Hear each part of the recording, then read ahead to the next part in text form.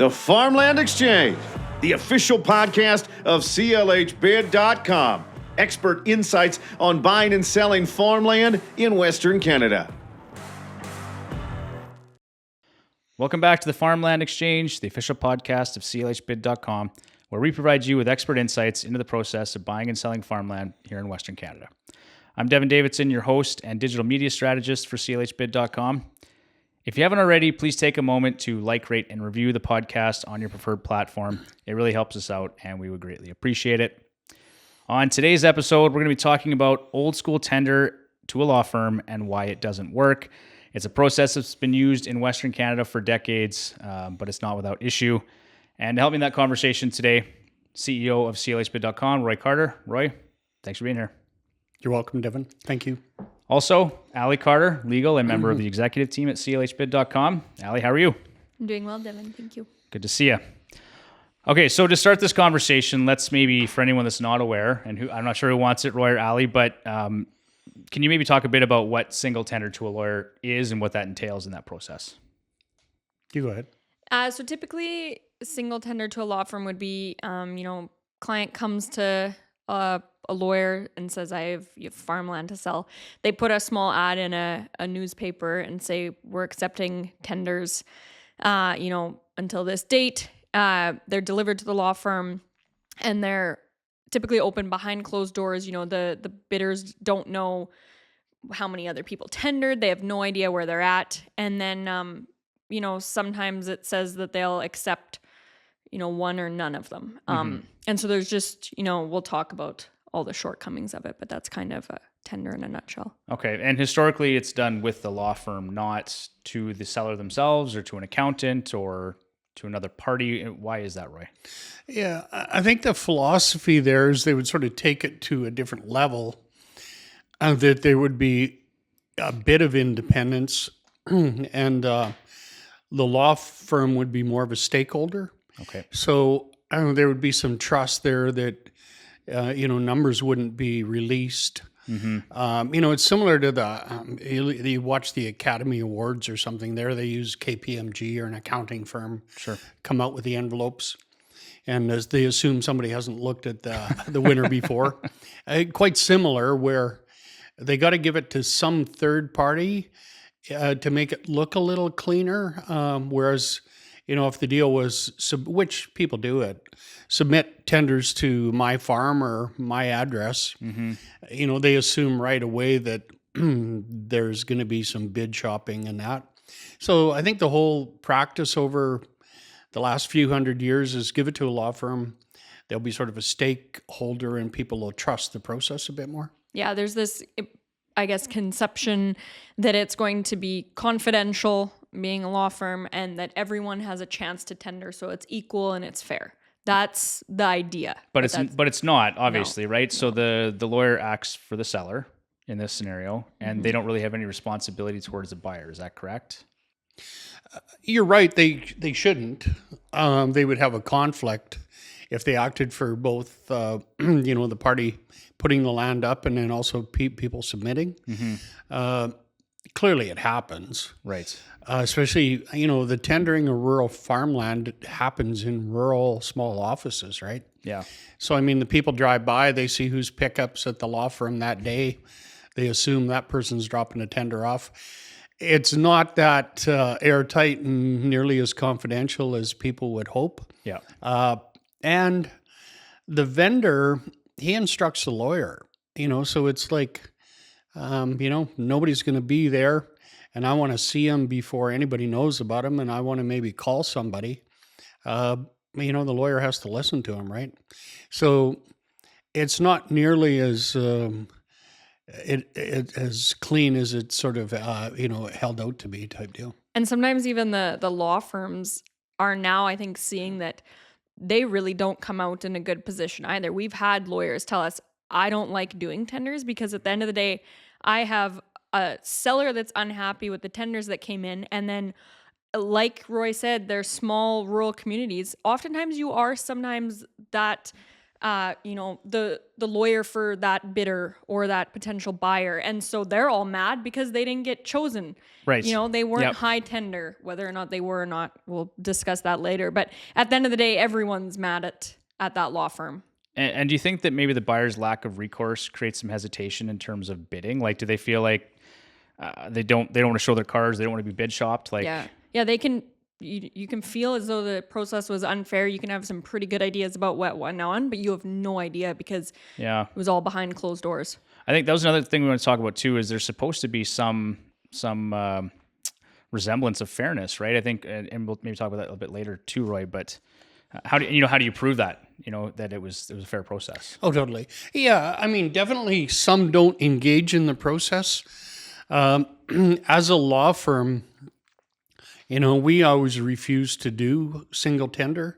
We didn't believe in the process. People, anytime buyers don't trust it, they won't pay full fair market value. Yeah. There's no real marketing. It's just there's so many problems with it that I've said it a million times and people have heard it. But I had a guy one time tell me from Southern Alberta that tendering to a lawyer is like playing darts blindfolded with one dart. Yeah. People get it. So, I was driving around one time with a guy in a truck and he said I should have got that dairy farm, but I didn't because I stole the guy's girlfriend in high school that had it up for sale. And it's stuff like that where they don't tender. When we were building CLHbid, we spent a couple of years, looking around the world, and it's like, why don't we build a platform? We saw real estate tendered, or tender didn't work, but we also listing didn't work. They got the tool for listing a house in town is pretty basic. It's, whereas, again, you need the service truck with lots of tools when you're dealing with a farm. So anyway, we just saw that is super problematic and never actually did it ourselves. Right. But when we were building, we went to one Mennonite farm, pretty progressive farm, and they said, we don't do it anymore because we just wasted our time. Right. And we know that it's just bid shopped. And all we are is price setters, and that's pretty common. Unless the bidder thinks that he's got a good relationship with the vendor, he probably knows he's going to get had. Mm-hmm. And so they don't even participate. In that case, I still remember the one guy's name was Jay, and he said, build a system where if we're high, we get it, and then we'll play, and we'll play all day long. Yeah. But you need a system that's trusted, right? So I guess for me, just being an outsider, why does tender continue to be something that happens when it feels like there's not a lot of trust in the process, and it seems short-sighted, right? If I was a law firm doing tender and there's no trust in what I'm doing, why would that continue to occur? Yeah, that's interesting. I think it has dropped off for law firms because definitely, as Ali mentioned, we'll have firms call and say, we quit tendering in our area because they all think we're just going to shop it to our best client. Right. Anyway, and its perception is everything. So even though we won't, we have a problem. So why don't you guys take it and we'll work with you? Yeah. But the interesting part about that is tender to law firms dropped off. Realtors think that, they've all of a sudden got in the game. 10 years ago, you never saw a real estate firm tendered. Yeah. But they all of a sudden realize there's a lot more land selling by price discovery, but they don't see the difference between price discovery and tender. Right. So they've got into this space. So is it as bad as before? Probably. Less to law firms, more to real estate, which of course is just as bad or worse than tendering to a law firm, right? Yeah. And I think we're going to have an episode later on progressive tendering. We will. And so that we'll be talking about that in that episode. But it honestly shocks me, Devin, how still, guys are putting their land up for tender and thinking they're getting maximum value. It's really quite boggling because how do you ever think that you're going to get maximum value? So before this, I was reading some research articles and there's been studies. This was back in the 90s, so it's probably even a bigger spread now, but they compared a regular English auction, so where it's in person, which has its issues as well because you you see that, oh, I don't want to bid against my neighbor, my cousin, or my nephew. Yeah. So that's already lower, but they compared it to tendering, and it was a massive difference in price because, there's this bid shading, they call it, where you're never going to put in your maximum number in that envelope for fear of leaving, money on the Overpaying. table. Yeah, for sure. You just don't know where you're at. There's no transparency. Yep. And it's psychology psychology talks about it, and economics, where it just doesn't maximize value for that seller. Yep. And it's always the individuals with the most knowledge who show up to bid. You won't be getting outside guys because they have no idea what that land's worth. Right. So your bidding pool is really maybe just the tenant farming it, someone some nearby that surrounding knows. neighbors. Yeah. So you're really limiting even that bidding pool. I don't know if it's just because lawyers will say they do it for an extremely low percentage. Right. But, you always have a saying, value is only, or price is only a factor in the absence of value. Yes. And it's like, how much money did you leave on the table by just doing this tendering? A lot of young guys, they won't even bother to go get financing because they know they're just a price setter. If someone's putting land up for tender around me, I know that they probably already have someone in their back pocket that they want to sell it to, and that they're just using all of us to try to gauge a price. Yeah. And we'll talk a little bit later about stories I know that we've heard in the areas, and some of them, whether the tenant has a right of first refusal, and then you are in fact just price setters. It's funny you brought that up. The price being a factor in the absence of value, because I've seen that lots now where there are realtors that are talking about progressive tender or tender at a law firm potentially, and they're really hitting on price, right? It's like, well, we'll do it for X percentage, and they're trying to like go down to the bottom because they think that's what's going to get them more business. Yeah. But they're not maximizing value. They're not providing a better service to the farmers, to the people that are selling. Do you want the cheapest doctor? Like, no. Yes. Yeah, exactly. How advertising how cheap you can do something. It's not the way to go about it. Something to boast about, because you're probably not putting a lot of money into it. Yes. It's just, yeah. Yeah. And I think too, conversely, CLH has done such a good job of building a platform that is transparent and that the buyers trust. And I think that's really the difference, is that they know that they're only one bid behind or one bid ahead, right? Yeah. Yeah, I think the law firms doing it, it's like the rest of us, we maybe swath canola because their dad swathed canola because their grandfather swathed canola, or we drive GM because dad drove GM. Yep. A lot of it's just because it's been done, and it's a small part of their practice. And it's not until you really live this space that you see the downside. And, that we've taken stuff that's been tendered, single tender, and then put it on our site and, sold it for double that tender, right? Yeah. Allie's story about the cheapest doctor reminds me, years ago I was in California holidaying, and there was an ad, and they got some great ads, of course, the law firms in the U.S. It was in California, and the guy's in the electric chair, and the warden, gray hair, blue shirt on, and he's strapping him in and getting him all ready to pull the switch. And the guy starts screaming, "I wished I wouldn't have used the cheapest lawyer." And anyway, it reminded me of when she said that. But I don't think they do it to undercut, or I think they just don't realize the downside. And again, a lot of farmers, unless and it's, usually it's a one-event deal selling the farm, they don't realize what price discovery can bring. Yeah. And it can be just astronomical, right? And especially if you even have a larger farm, we often see that it's just being tendered as one package. Well, for every, people that want 50 quarters, how many want just one? And the way you're packaging it matters. And to try to then be the law firm that's trying to figure out, well, this guy tendered just for one quarter, this guy tendered for this many quarter, it's just like chaos. Yeah. Put it on a system, let them all bid on the, all the packages, and then with our on-block round, if someone wants all 50 quarters, they can take it. Sure they can. Yeah. Yeah. You kind of alluded to this already, Roy. We were talking about tenders at small law firms and rural locations. Someone seeing the truck there, knowing someone is putting in a tender. Is it the perception like that? And so like you say, you're someone local and that farmer, that's his lawyer too for general counsel and things like that. And so now there's that perception that maybe there's some funky stuff going on behind the scenes because they know each other. Does that perception kill the ability to maximize value, or is it the fact that there is some collusion or bid shopping happening behind the scenes? I think both. Definitely the perception. There's a lot of people will tell us, they got had on a tender. They know they got bid shop, so they'll never submit a tender again. Right. They don't want to just be used. So yeah, there's bullying. It's like, I've been renting it. Don't submit. It's in a community. I think it's both reality and perception. Maybe even perception's bigger. Definitely very, very, very few trust single tender to a law firm. Yeah. Yeah. Have either of you seen a case where a law firm might prefer a certain client? They've shown some favoritism? Oh, yeah.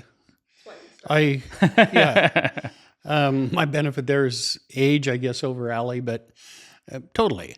And even before we started selling 10 years ago, before we started building CLHbid, 12, 13 years ago, I would see it. One time I had a call from a lawyer from Pilot Mound, and we never tendered as a law firm, but we definitely submitted tenders for clients. They'd come in and say, would you submit this tender? Sure. They would want to make sure it complied with the terms of the tendering process. So they wanted to make sure we did it, that type of deal. And and in the one case at Pilot Mound, the lawyer called me and said, your client's not high, but my guy doesn't like the guy that's high. And it was like, so what do you want? And it was like, well, your guy doesn't have to move to that price, but will he move a bit, right? Yeah. And you just feel like saying, this is disgusting, right? Yeah. But I'm acting for the buyer, of course, that submitted. Sure. And talked to him, and he said, sure, just move a bit. It sounds like the guy really doesn't like this high guy. And we moved just a hair and got it. And not proud of being a party to that, because it's just not right. Somebody was high, and got screwed over, right? And in another case that Alle alludes to, we caught a law firm totally bid shopping to a guy that hadn't submitted a tender, and kind of a client they went to the gym with, and they told him he didn't have to tender. And it ended up later referred to the Law Society, but, just disgusting, right? And the sellers, had no idea. They started guessing something is weird when this lawyer started referring to the guy by his first name. And it's like, what's going on here? And we figured out he didn't even submit a tender. So it's not just perception. It happens. It shouldn't happen, but it happens, yeah. Do the bidders have any practical way to challenge that? Or is it just, it's done, it is what it is, and you move on? Well, there's law in Canada that there's a duty, if you're putting out, an invitation to tender, that parties tendering are treated fairly. Yeah. I think a lot of people aren't aware of it. There's one well-known case in BC. It was the city of Abbotsford with an aggregate company where they had done aggregate tender. And city got sued because the aggregate firm said they hadn't been treated fairly, namely that it had been shopped. And so there's definitely, and the decision in that case is there's a duty to treat people fairly, and not, it doesn't out and out say bid shopping is illegal in Canada, but I don't think bid shopping is treating people fairly behind closed doors. How far does that go? But how do you catch them? Mm-hmm. It's just like this all happens behind closed doors. And then how do you know who called who and who was high? It's not like commercial tendering, where it'll be opened at City Hall, right, in an open room and that. This is all open behind closed doors, and so nobody really knows what went on quite often. Yeah. So it's pretty hard to tag somebody. But it's interesting that maybe it's not pursued more often. But I think the whole deal is, how do you get the evidence, right? It's a hang up for sure. Yeah. It seems like a very common question too, like, will you block a high bidder if I don't like them? Do I have the option to say, and on CLH, we don't do that, right? We don't block anybody. But I from a seller's perspective, I just don't understand why you wouldn't want to take the high bid. Obviously there's emotions that come into play, but seems like a strange way to sell your farmland, in my opinion. Maybe the guy stole your girlfriend in high school. That would piss me off. I guess. But I mean, it's complex, right? But do we, not often, but do we get that request? Of course. Yeah. Does it make any sense? No. You can block so-and-so, not that we would. So, sell to Bert instead, and then Bert sells to the guy you don't like. And he makes the And lift, Bert and then gets you the left. look like an idiot. So again, we've talked about it before. We're under common law in Canada. Allie went to law school in Australia. It's the same law. Restraint on alienation means that you can't put a restrictive covenant on your land that says, Bert never gets to buy it. No. So that's illegal. So it's pretty, futile. Yeah. But definitely people say that. Hutterian brethren, colonies, we deal with them a lot. I think they got a lot of respect for us. They like it because we treat them like they should be treated, and deserve to be treated. But, that's definitely a pretty common one is like, I think the colony's too big. Would you block them? And I was like, yeah, not a chance, right? Yeah. And then, so go sell to somebody else, and then next year the colony owns it anyway, right? Sure. Yeah. So, yeah, there's no exception to that. We have one guy, we would like a big farm, big handling system. He likes us, but he thinks he's going to kind of bully us, and sooner or later we'll pick up what he lays down and block a colony. And it was like, no, keep your farm, right? Yeah. Interesting. Well, Allie, as you had alluded to earlier, it's story time. So what are some of the most interesting stories the two of you have heard about tendering to a law firm? There's so many. The one I was thinking of was just local, so it came to mind, and I was, pretty close to it. Put an ad out for a tender, and of course all the neighbors are talking about it. What are you going to tender? Well, I'll tender this and you tender that, and like they're just all collusion is huge, but then they gave you'd call. This was a realtor that was trying to do it, and you'd call and they'd say, well, if you're high or if you're second highest, we'll give you a call and you can try to be highest. Sure.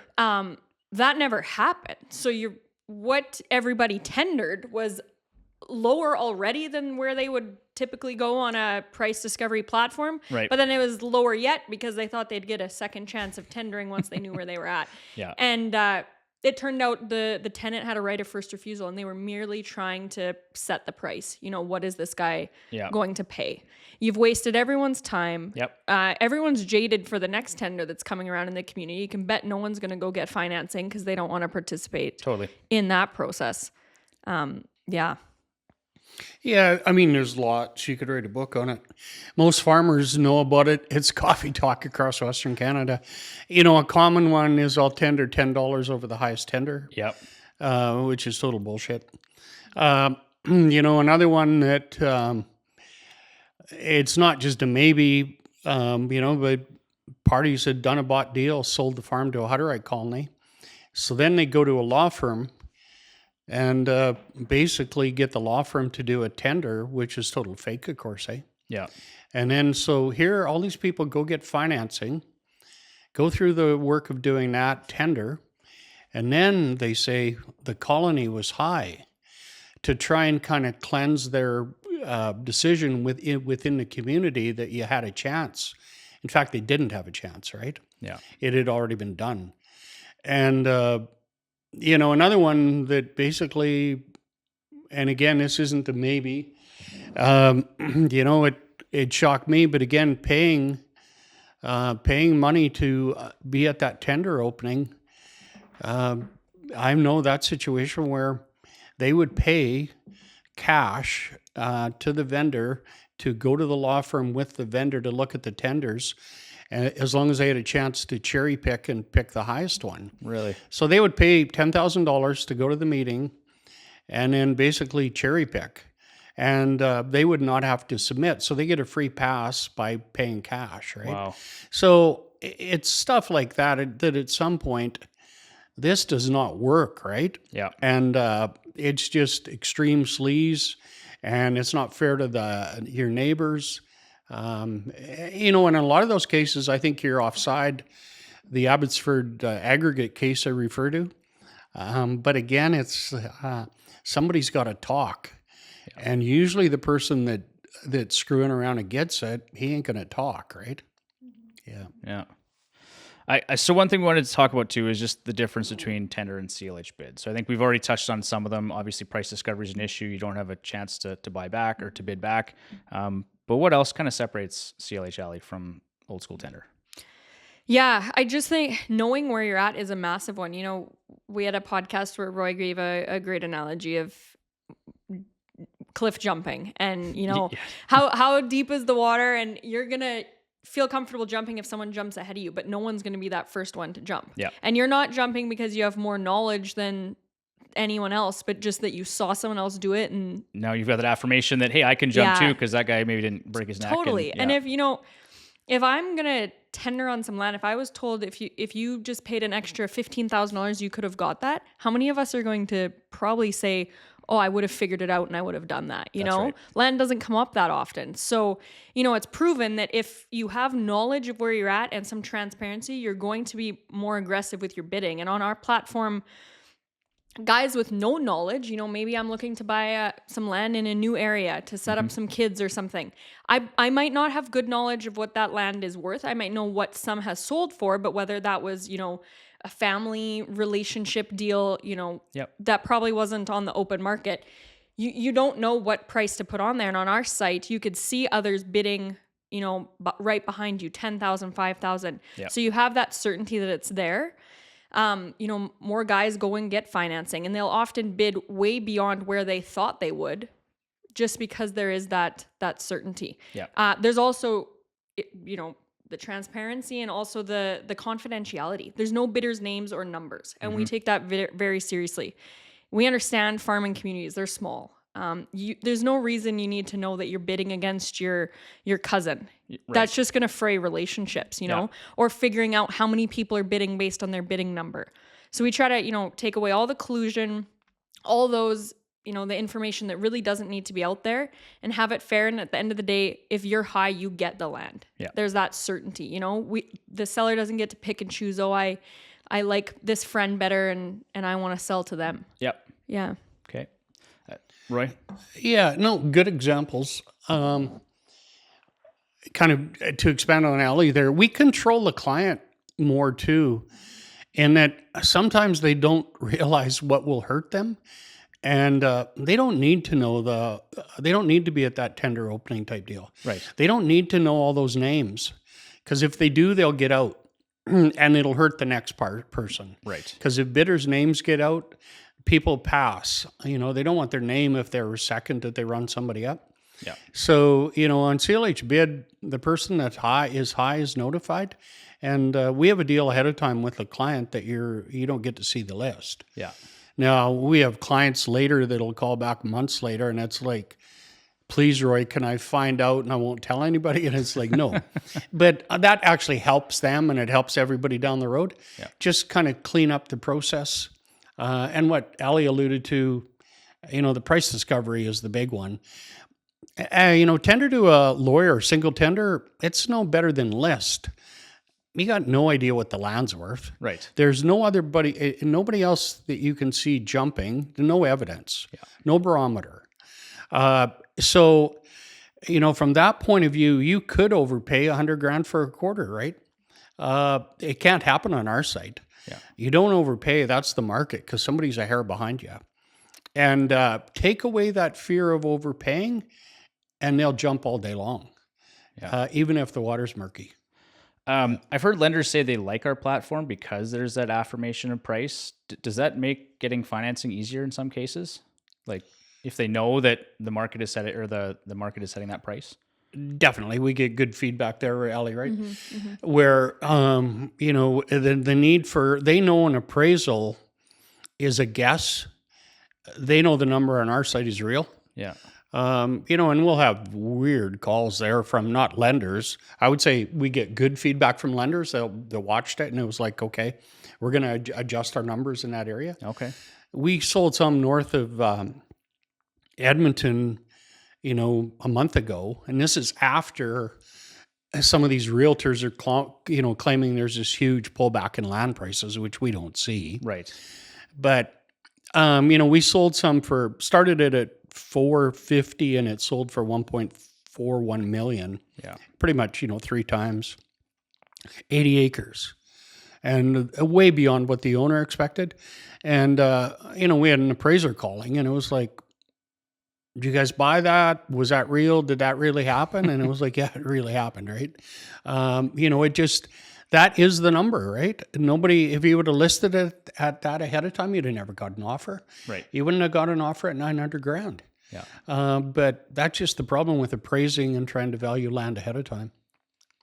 So fair to say the biggest difference between single tender to a law firm and CLH, trust and transparency, is that? I would say those are big ones. Also, we're not regional. We don't just put an ad in a small local Yes. newspaper. For one, Yeah. who still reads those? Like, we'll do that and 1,000 more things. For an example, and I just use this because I think it was so cool. We were selling a ranch about a year ago, and so it was a beautiful ranch, and we love to immerse ourselves in it. We're all farmers here, and we really want to help the sellers maximize value. So for 4 days, everyone in this room, including yourself and Roy, CEO, is out there camping on this ranch. We are making dinner with the sellers. I brought my horses to really stage what life would be like out there for potential buyers who a lot of times nowadays don't even go to the ranch. They just watch our video. Yeah. So we had this massive production. We had a helicopter flying in to kind of show, this could be your family. We pour our heart and soul into it. That's so different from just a small ad in the newspaper, half the time with typos. Oh. And they're like, "Oh, oops, that was a precedent from another tender we used." Our team is out there camping. We have script writers, voice actors, video crew, really trying to understand the land and figure out how we can best maximize value for our client. Yeah. And it's, It is a massive difference. There's no comparison when you look at realtors, lawyers, and honestly, anybody in the industry. I don't think anybody does it better. We've got a pretty impressive team here. Yeah, and we're having fun while we're doing it. We are. We care about our sellers, and at the end of the day, we want to see them smiling and with no stress. They don't have people coming up saying, "Who were the other tenders?" because they genuinely don't know. They can say, "I don't know. Yep. I know they bought it, and that's it." All right, that's going to do it for another episode of the Farmland Exchange. Thank you for tuning in. We really do appreciate the support. As I said at the top of the show, if you haven't already, please submit a 5-star review on your podcast platform of choice. It does help us out, and we do appreciate it. If you have any questions or if there's topics you'd like us to cover, please send us an email, info@CLHbid.com, or give us a call at 866-263-7480. That also applies if you're interested in selling farmland. We'd love to talk to you. Give us a call or send us an email. That's going to do it for now. Thanks for tuning in. I hope this has been a positive exchange for you. Take care.